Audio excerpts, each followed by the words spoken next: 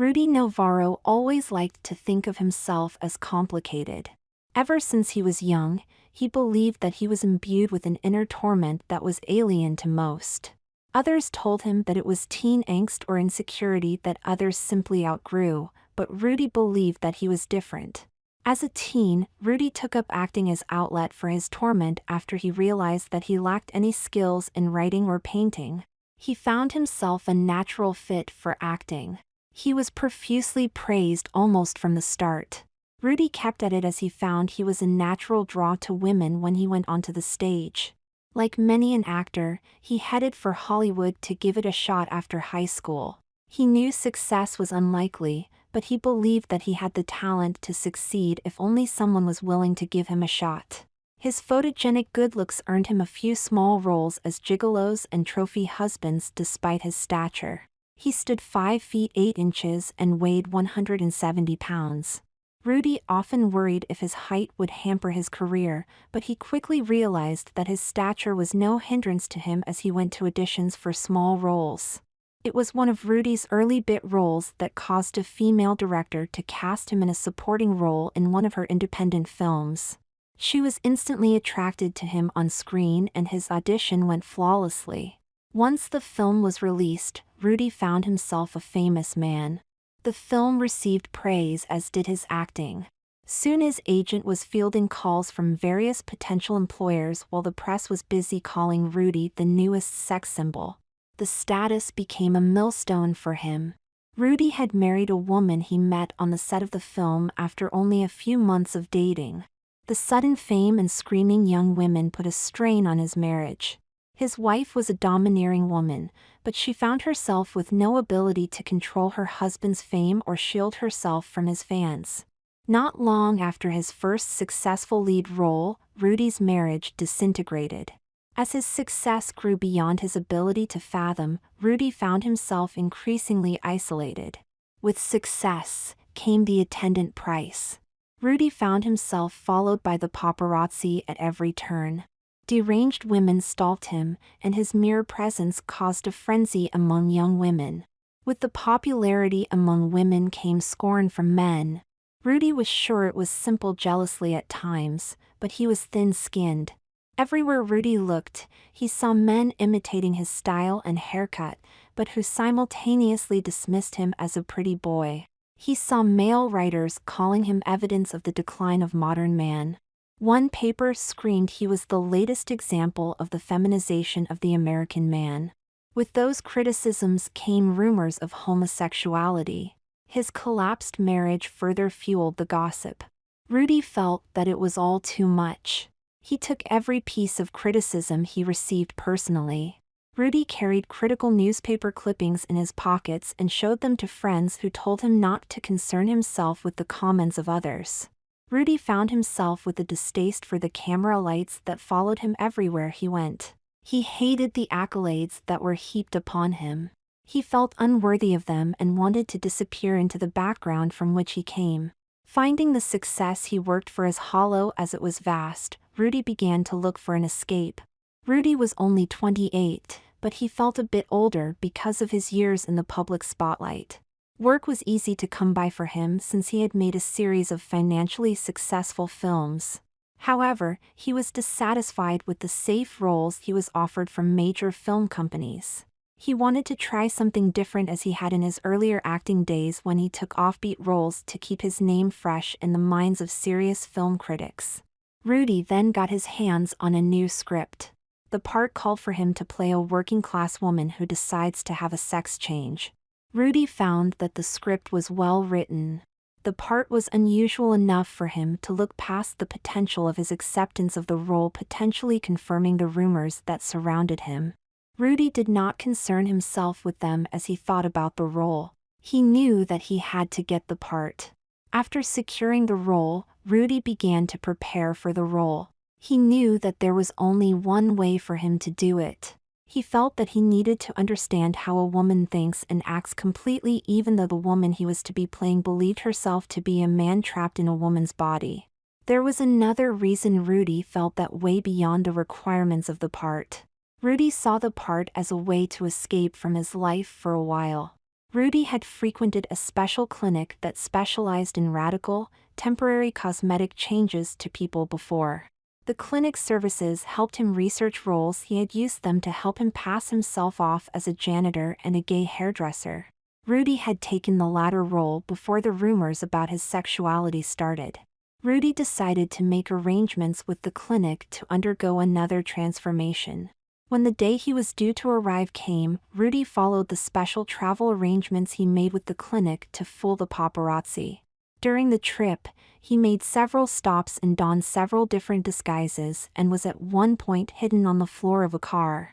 Eventually, Rudy reached the clinic and was whisked inside without anyone recognizing who he was.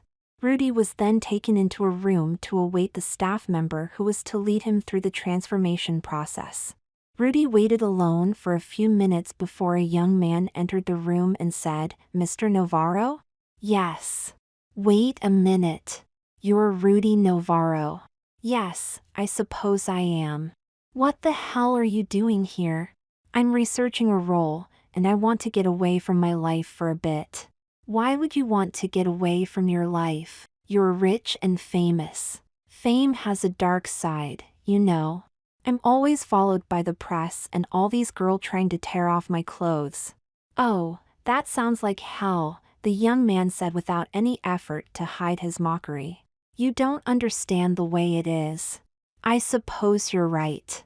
I don't know, Mr. Navarro. Now that is settled, sir, can we get down to why you've come to this establishment?" "I'm here to be changed." "Well, obviously." "Please don't interrupt me. I was saying that I'm here to be changed into a woman. I want to be around my same age." "That's easily doable, sir." "Good, and there's one other thing about my appearance." "What's that, sir?" "I'd like to be a light-skinned black girl, if that's possible," Rudy answered. "Come again, Mr. Navarro," the young man responded. Rudy repeated himself and waited for the young man's answer. He looked down at the floor and said, "That's possible, sir. We could easily do it, but can I ask why you want to do this?" "Well, I'm changing my gender. I figured why not my race too," Rudy replied as he decided to drop the entire pretense in his mind that he was undergoing the change to prepare for the role. "Yes, that's just it. You're changing an awful lot about yourself very quickly. Many people have trouble adapting to either a gender change or an ethnicity change. The change you're asking for is going to change how people look at you in a lot of ways. I'm well aware of that. That's why I want it. I want to be looked as differently as I possibly can. I don't like the way people look at me now, so." The young man nodded and replied with a cringe, "Have you ever heard of minstrels?" A stern look came upon Rudy's face as he replied, "This is nothing like that. I'm not going out there to parade in blackface and make an ass out of myself. I'm taking this as serious as any acting job I've ever had. I want to become this normal girl I see in my head."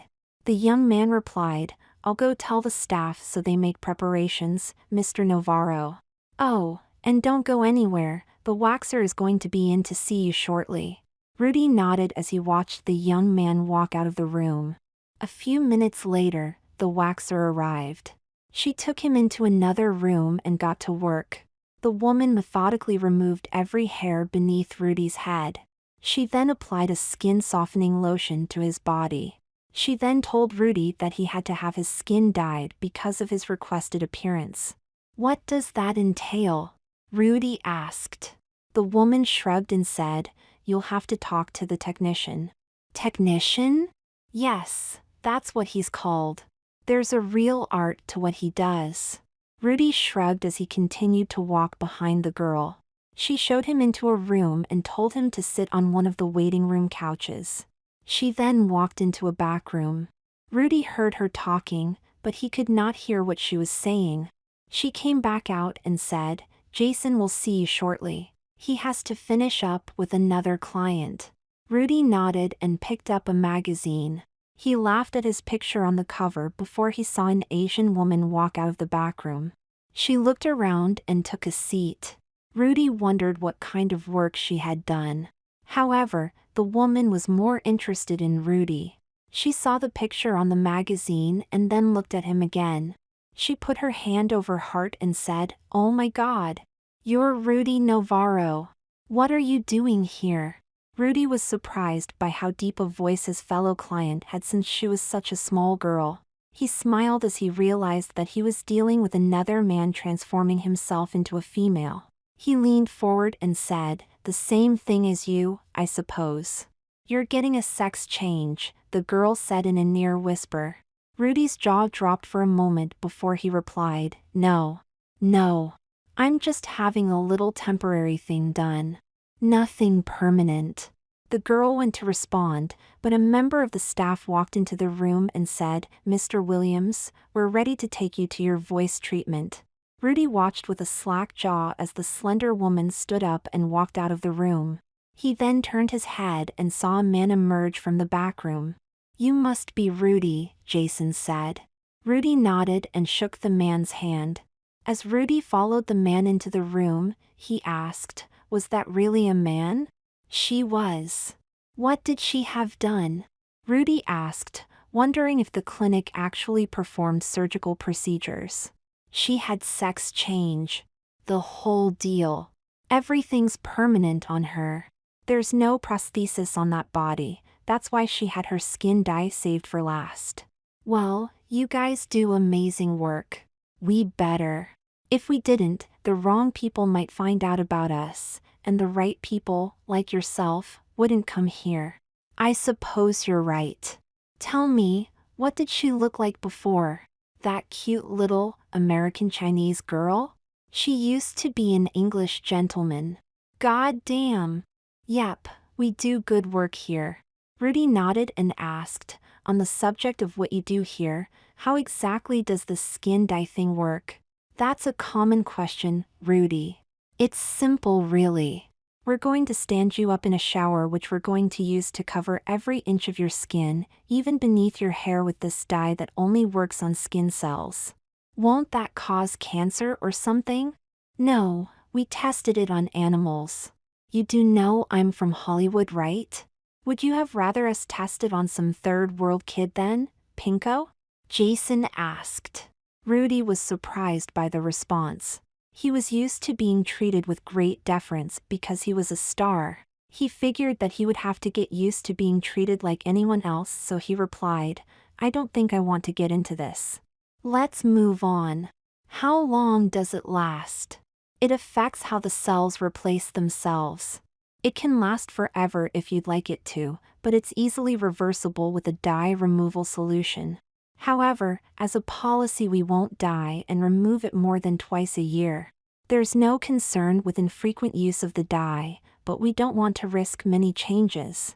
"This sounds dangerous." "Dangerous? Come on, you're Rudy Navarro. You live for danger and love. Those are characters I play."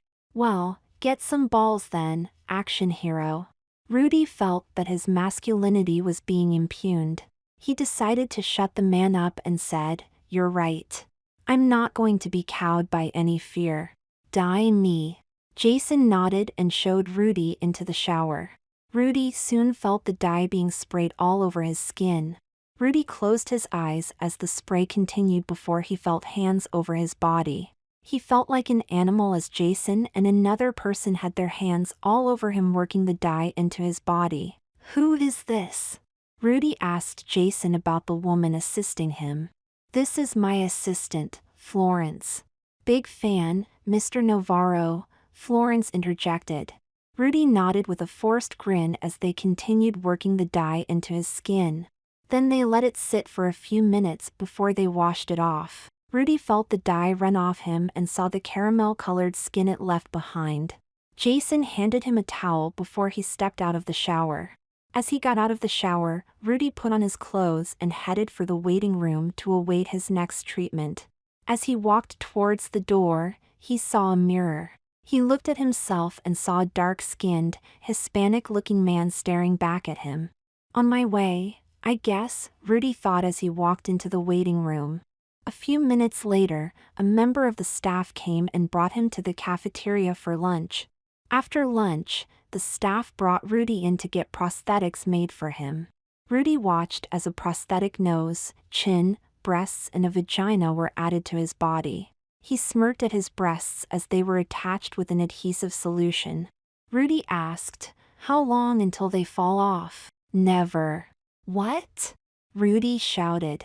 The technician laughed and said, "They come off when you want them to. You just come in, and we apply a special solution and they come off within a few minutes." "Oh, okay," Rudy said between a few deep breaths. The technician then applied a permanent paint to the prosthetics to match Rudy's skin seamlessly. The technician smiled when he finished. He handed Rudy a pink, linen robe and said, "What do you think? Looks good from my chest down, but I haven't seen my face yet."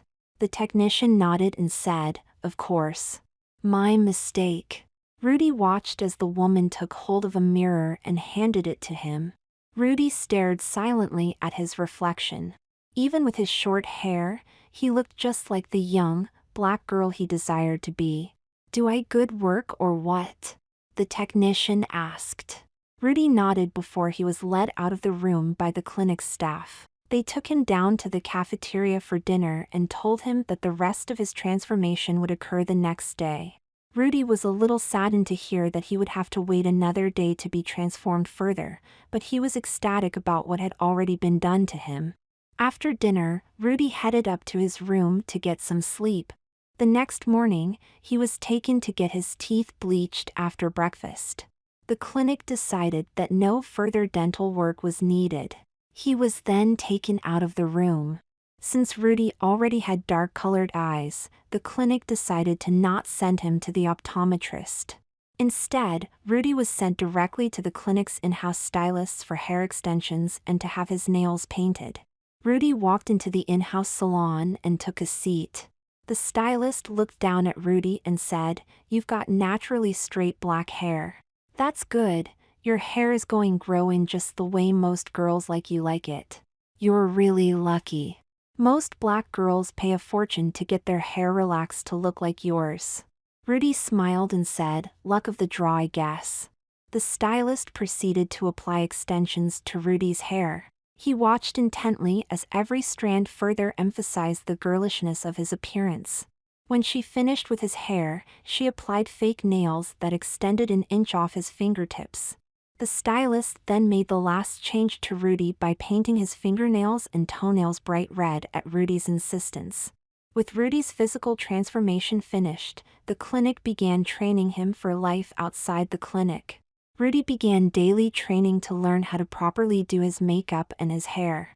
The clinic instructed Rudy on how to walk in heels and how to speak in a more feminine voice. Rudy found the voice training to come easy to him as he often thrown his voice for parts in the past. Rudy used his downtime to further learn how to act as a woman. He watched the female staff and observed their mannerisms. He began to copy their movements and drilled himself with them. He practiced taking short strides with light steps. He also sat with his legs together and to the side or crossed at all times. In addition to preparing for living as a woman, Rudy also assisted in building a fake life for himself. He set up a nest egg for himself, and he asked not to be given a job. The clinic was concerned about his plans, but he assured them he would find a lawful way to make money. He asked that instead of a job, that the clinic provide him with a resume with fake references that could be verified by potential employers. The clinic agreed to his request. On the day of his departure, the clinic dropped Rudy off at the apartment they rented for him. Rudy was then left to build a new temporary life for himself. Rudy went up to his apartment on the third-floor walk-up. He was in apartment 3B. When he opened the door, the interior came as little surprise to him. It was decorated with cheap furniture commensurate with his age and apparent economic standing in the world. It was also apparent that the furnishings had a woman's touch. The couch was a bright green color and the tables were all made out of formica. The walls were all done in pastel colors that Rudy found bright and pretty. When he reached the bedroom, he found that his bedspread was decorated with floral patterns. As he walked around his new apartment, Rudy noticed that all of the rooms in the apartment were small. The only thing the place had that could be considered big was the bedroom closest, which consumed the entire interior wall. Rudy found that it was well stocked with women's clothes, shoes, and accessories. After he finished looking around his closet, Rudy went down onto the local street to look for a job. He noticed that the area was decidedly integrated. The area was largely comprised of white yuppies and working-class people, but there were a large number of Asians and Hispanics in the area as well as a few blacks. As he walked onto another block, Rudy quickly noticed a help wanted sign on a hair salon window. He walked inside and saw the predominantly white staff and clientele stare at him.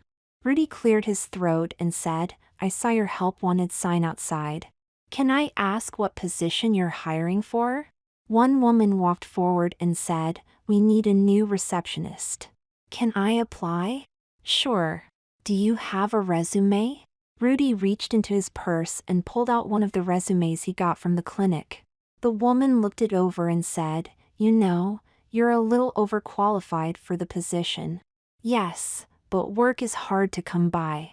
The woman nodded and said, "We'll call you." Rudy left the salon figuring that he had no chance of getting the job. He walked down the rest of the nearby streets looking for more help wanted signs, but he found none. He began to wonder if he made a mistake not getting a job through the clinic, but he received a phone call from the salon 2 hours after he left the place. The woman on the other end of the line told him that they had called his former employers for references and had gotten good reviews about him. He was told that the job was his if he wanted it. Rudy said that he did in a tone that did little to conceal his exuberance. The woman told Rudy to come down to the salon at 10 the next morning. Rudy hung up his phone. He headed back to his apartment to get ready for his first day as a working girl. He went into his closet and looked through the clothing that the clinic had provided for him. He had only taken a cursory glance at it before when he looked over his apartment. The closet was well stocked with clothing that ranged from casual to office attire. Having seen what the girls in the salon were wearing, Rudy decided to split the difference between the two. He selected a plain, black, knee-length skirt, a gray short-sleeved blouse and black ballet flats. After he checked to make sure that none of his selections needed to be ironed, Rudy decided to relax for the rest of the day. He made himself dinner and went to bed early that night so that he would be well rested for his first day at the salon. Rudy awoke the next morning and made himself breakfast. After a brief shower, he dressed himself in the clothes he had laid out the night before. He then applied his makeup before he brushed his long, straight hair. When he finished getting ready, Rudy stepped out his apartment carrying his purse. He walked out of his apartment building. He strolled leisurely down the street, taking small steps because his skirt restricted his strides. The salon came into view as Rudy turned to walk down another street. The simple lighted sign above the salon seemed to blend in with the others around it. Rudy smiled at the normalcy in front of him and around him. He felt a sense of ease as he walked towards what he felt was a normal job for a normal life. Rudy stared at his reflection in the salon's window pane. He looked every bit the girl he was trying to pass himself off as. He saw a few faces inside staring out at him before he reached for the door. He walked inside and said hello to the women and introduced himself. The girls smiled and said hello. Marilyn greeted him first and introduced him to her other employees. Rudy shook the hands of Francesca and Anna, who were Marilyn's 2 stylists besides herself. Rudy also said hello to Malay, who was busy washing the hair of the salon's first customer of the day. Rudy then took a seat at the receptionist's desk by the front door that Marilyn motioned him towards. Marilyn explained how the salon's phone system operated. Rudy listened closely to the middle-aged, short, brown-haired woman. Marilyn used her perfectly manicured red fingernails to press the buttons on the phone to show Rudy how they worked. After Rudy figured it out, Marilyn told him about his other duties. He would share the responsibility of cleaning the hair up off the floor with Malay, who was the shampoo girl who also did manicures and pedicures for customers. Malay was a Thai immigrant who spoke fluent English. She had a thick accent, and she stood slightly over 4 feet 10 inches. She was in her 20s and had long black hair that was tied back in a ponytail. She was an emaciated-looked woman with a very high voice. Marilyn informed Rudy that Malaya would train him how to do a proper shampooing of a customer's hair in case the need arose, and Malaya and the others were preoccupied with other customers. While Marilyn had not told him about this day before, he accepted it as a necessary part of the job.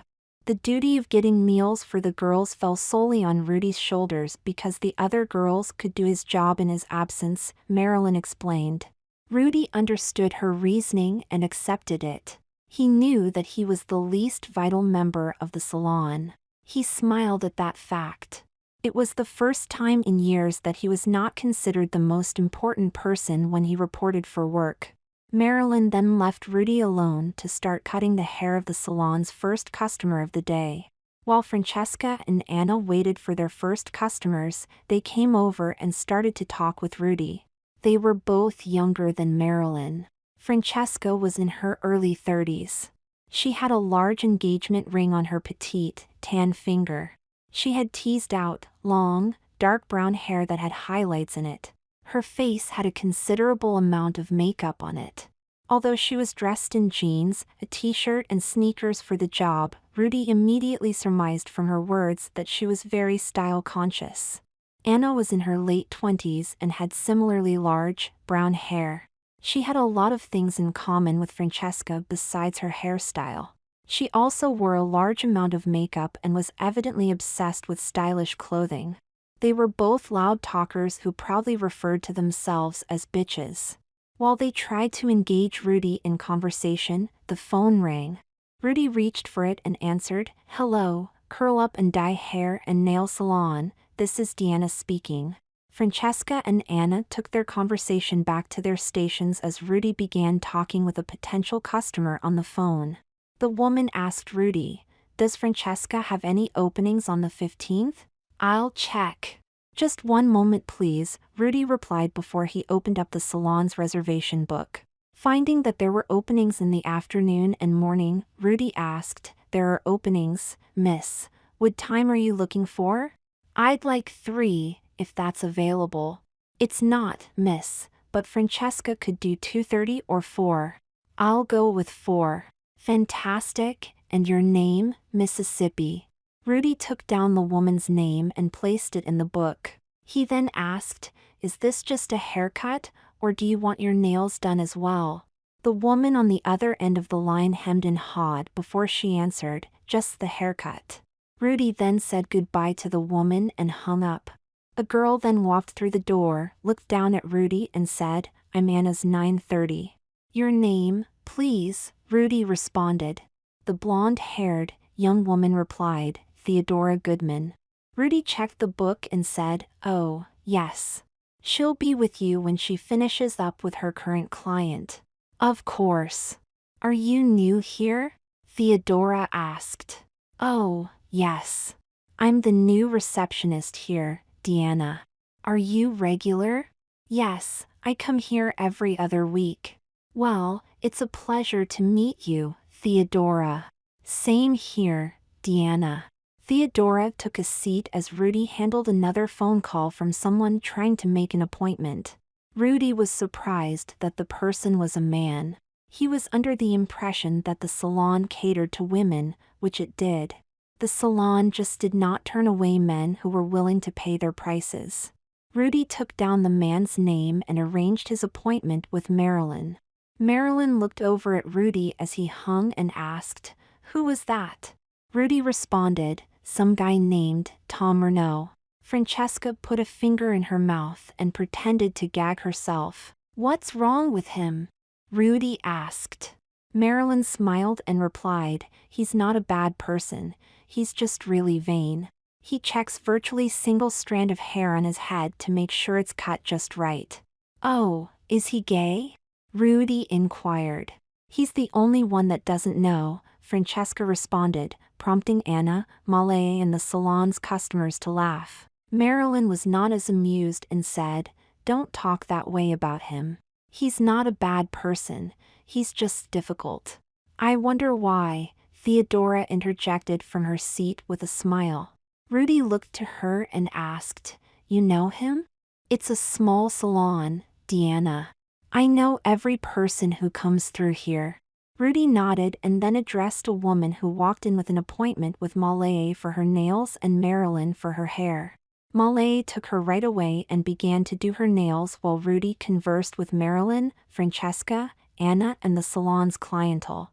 Marilyn finished up with her first client, and since Malay was busy doing a customer's nails, Rudy had to sweep up the hair at Marilyn's station. He felt a little strange sweeping. He had not done it since he lived with his parents. It seemed like a lifetime ago for him as he pushed the hair away from the station before he swept it up and threw it in a trash can. After he finished sweeping up Marilyn's station, he worked his way down to Francesca's and Anna's. He cleaned the floors beneath them before Theodora came over and took a seat at Anna's station. Anna smiled at her and asked what she wanted done. After she told Anna, and Anna began to cut her hair, Anna asked Theodora, "How's your husband doing?" "David is doing fine." "How's your boyfriend?" "We broke up." "Why's that?" "He was too non-committal." "I hate that." "Deanna, do you have that kind of trouble with men too?" Theodora asked. Rudy smiled as he thought about his own life. He had never had trouble committing, but he found that his relationships were hard to maintain. He smiled and said, "No, I've been lucky so far." "So you're married or dating?" Anna asked. "No, my last relationship ended a while ago. I haven't really found anyone since." "You'll fit in with Anna," Francesca replied. "What am I, the whipping girl?" Anna asked before she playfully slapped Francesca's shoulder. Francesca smirked and replied, "Sorry, dear. You've just got to get more realistic standards." "I think my standards are realistic. I want a guy with a job without mommy issues." "You'll never get that nice Jewish boy your mom wants for you with that criteria," Theodora responded. Rudy smirked at Anna and asked, "Are you limiting yourself to Jewish guys?" Anna shrugged and said, "I don't in practice, but I tell my mother every boy I date is Jewish." "That was a little hard when she dated Juan," Francesca interjected, prompting Theodora to smile. "Hey, mother's deluded. She believed me. She believed he was a Puerto Rican Jew." "You should try J-Date," Theodora responded. "I'm not lowering myself to online dating." "Well, then maybe you should let my husband fix you up," Francesca replied. "I'm not dating one of Tony's juice head friends." "Hey, Italian boys commit." "I'm just saying," Francesca answered. Theodora answered for Anna, "You don't know how it is with our mothers. Their daughter marrying a Catholic is like the end of the world for them. So it would kill your mother if you did it. Isn't that a good thing?" Rudy interjected. The girls laughed, except for Marilyn. She had a daughter of her own and had her own desires for her like Theodora and Anna's mothers had for them. The girls noticed Marilyn's response and veered away from the topic of their mothers. Rudy was pulled away from the conversation by a ringing telephone. He jotted down the appointment and then went back to joining the girls' conversation. Francesca looked at Anna and said, "I just don't understand why you're so adamant about marrying a Jewish guy." "It's hard to explain. I know I don't believe in the religion in any way, but I just want to propagate the heritage," Anna replied while Theodora nodded as Anna kept the scissors away from her head. Marilyn backed Anna up and told Francesca, "Not everyone is satisfied marrying the first construction foreman who puts a ring on their finger. It's a good job. It's a union job.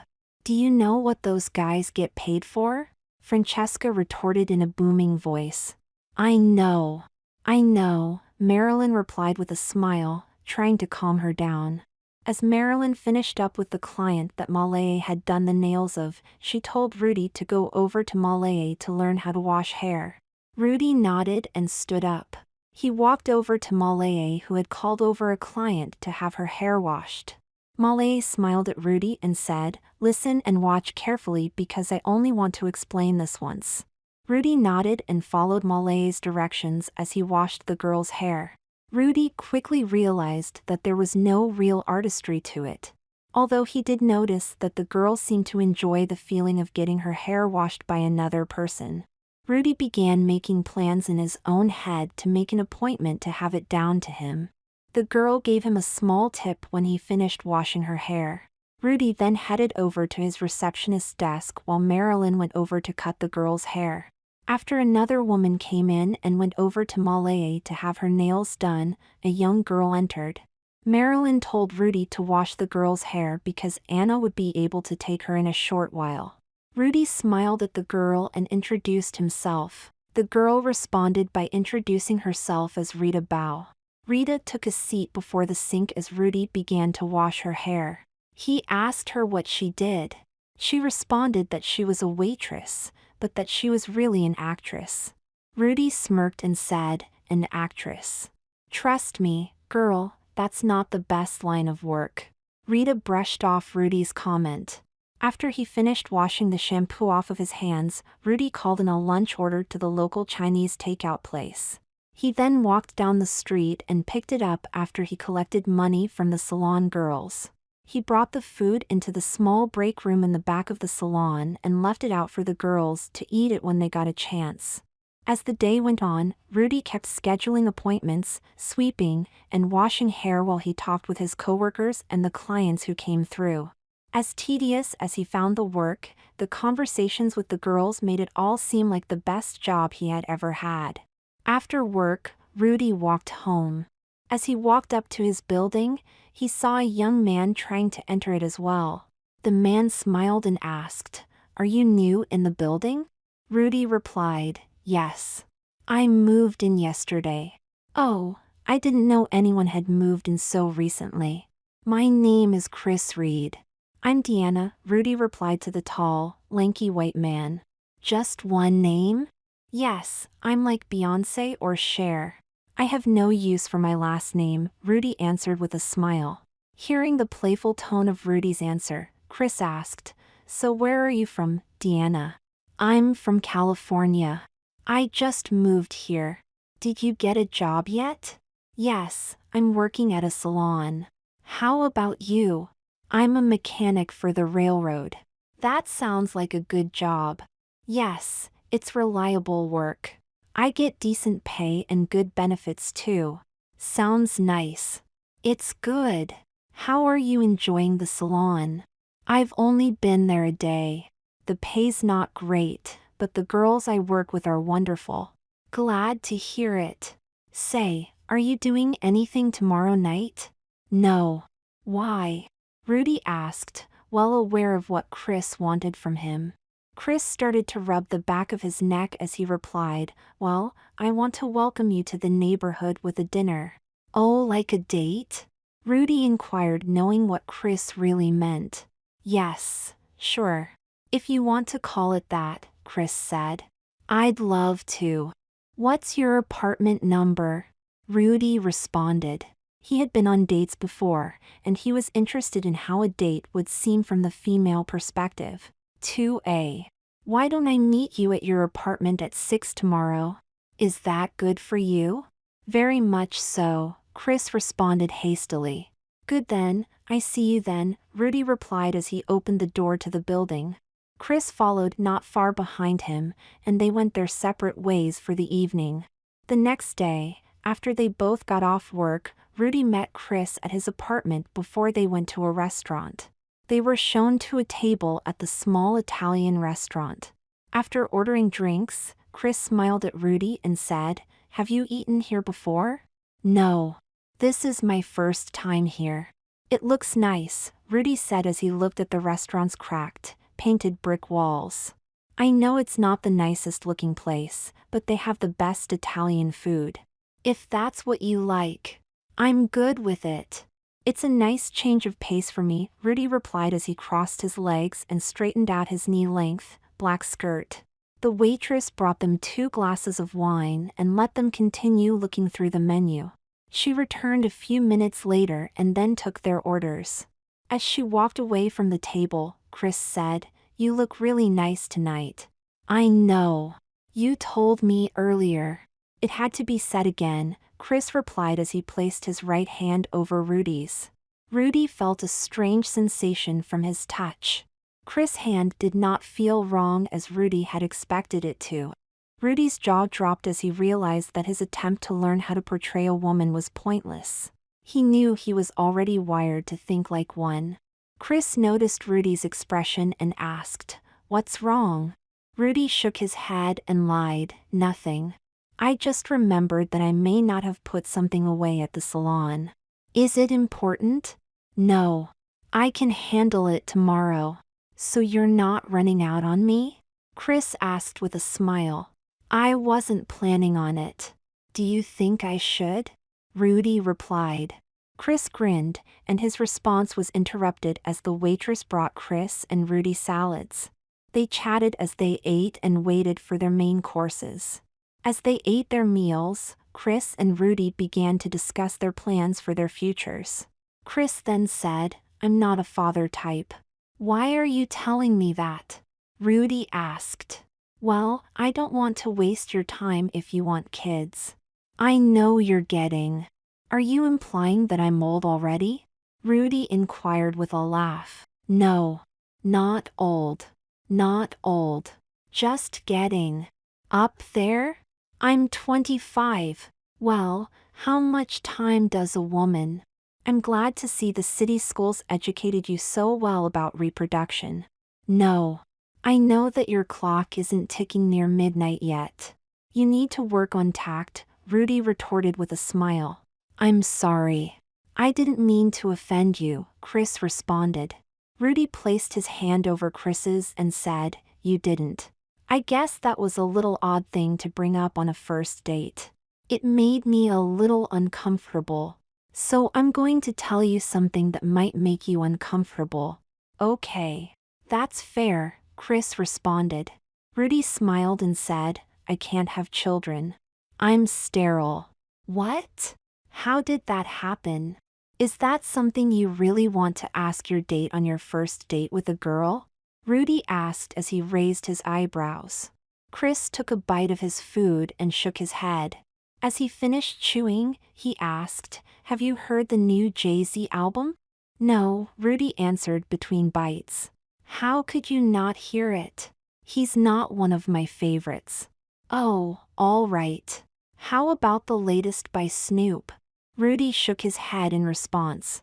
"I'm getting the feeling that I'm a bigger fan of rap music than you." "That's an easy thing to be. I'm not a big fan of rap music." "How can that be?" "I mean, you're. Not all black people like rap music. Some of it's kind of self-denigrating." "I guess," Chris responded as he finished eating.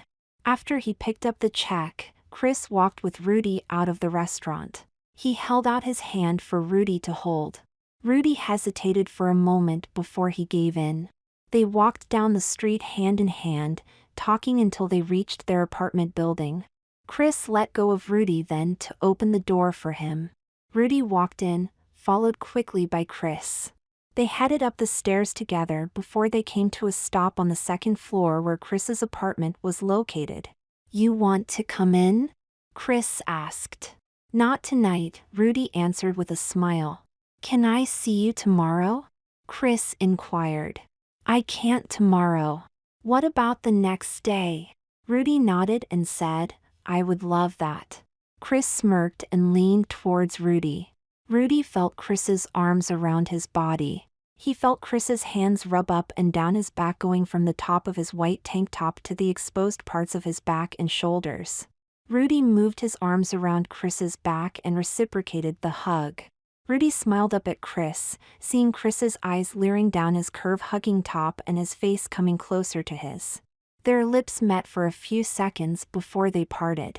Their embrace ceased and Rudy walked up to his apartment door. He let himself in and sat down on his couch, knowing that nothing would ever be the same again for him. Rudy reported to work the next morning and told the girls at the salon about his night out with Chris. "How far did you go?" Francesca asked. "We just kissed. I didn't give it up to him on the first date." "That's good. He won't think you're a slut," Francesca replied. Do you plan on seeing him again? Marilyn asked. Yes, we're going out tomorrow. Where's he taking you? Anna asked. I don't know yet. Well, make sure you go all the way this time, Francesca said. Why? Rudy asked. You want to make sure he doesn't suck at it. You don't want to waste your time. Well, she'd still be getting another free meal, Marilyn retorted before she continued. Anyway, you shouldn't give it up on the second date either. Yes, it's usually best to wait until the third. That way you know if the guy's just using for sex, Anna responded. It's that attitude that keeps you single, Francesca retorted. Rudy started to laugh at Francesca's remark. He loved talking with the women and could not imagine a happy life without them. He knew then what he was going to have to do. After work, Rudy went home and called the clinic. He explained who he was and spoke with the clinic's manager, Thomas Baker. What can I do for you, Deanna? I need you to get rid of my old life. I heard that from my underlings. I don't know what you're really asking from us is in your best interests, Thomas replied. Look, I don't want to be Rudy ever again. He's dead to me. I'm not getting this reversed. Thomas responded, Deanna, I must tell you that what you're considering is extraordinarily drastic. We can't make it like Rudy never existed. Rudy's a famous actor. We can't do that. If we fake his death like you want, you can never go back. Good, Rudy answered. I can't stop you from doing this, Deanna, but I have to strongly urge you to reconsider. You've only been living as a woman a few days. There's no guarantee that you'll still want to be Deanna in a month from now, let alone the rest of your life. I'm not going to reconsider it. Okay, well, then consider this. If we fake Rudy's death, we can't be shifting money from Rudy's accounts into your current ones anymore. You'll be cut off from all the wealth you accrued as Rudy. All you'll have left is the money you chose to take with you when you left. It's also costly to fake your death. We'll have to spend a considerable part of Rudy's money to do it. The estate you leave your survivors will be greatly reduced. I don't have any close family. My parents are dead. I have brother I don't talk to who'd inherit the whole thing. I don't care about the expense. I don't care about the money I made as Rudy. He's gone now. Deanna is here. She's all there is. Mr. Thomas took a deep breath and responded, Fine, Deanna. We'll do it your way. I just pray, for your sake, that you don't regret what you've done. I'm sure I won't, Rudy answered. Shortly after Rudy got to work the next day, a breaking news report came across the television screen in the salon. Oh, my God.